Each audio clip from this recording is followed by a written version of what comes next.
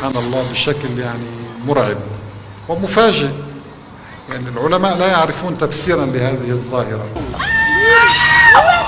Oh my God!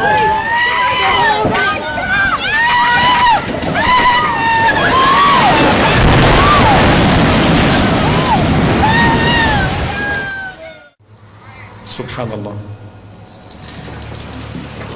انظروا، هذا كراج السيارات خسف، وهذا بيت،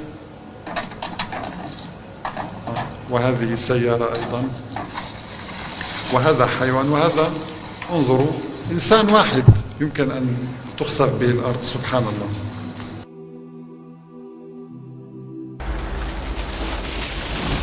لذلك قال النبي عليه الصلاة والسلام: سيكون في آخر الزمان خسف وقذف ومسخ. سبحان الله. ورأينا كذلك أن النبي محمدا صلى الله عليه وسلم أخبر البشرية بهذه الأحداث قبل وقوعها ب14 قرنا.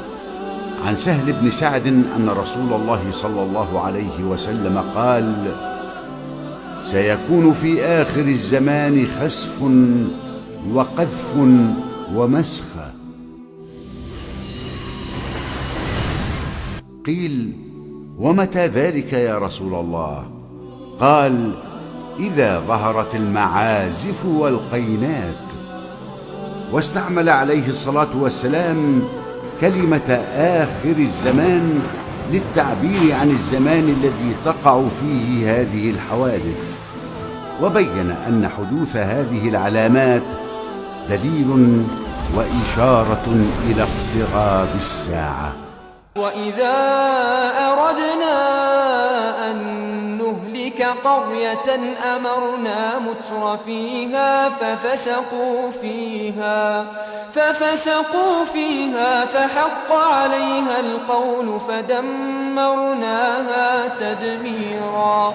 فاتقوا الله عباد الله، واعتبروا بما يجري حولكم وبينكم، وتوبوا إلى ربكم. لما حدث الخسف بقارون لم يكن السبب يا عباد الله أن القشرة الأرضية كانت لينة وهينة، بل إن السبب أنه عصى الله ورسوله، كما قال الله عنه: فخسفنا به وبداره الأرض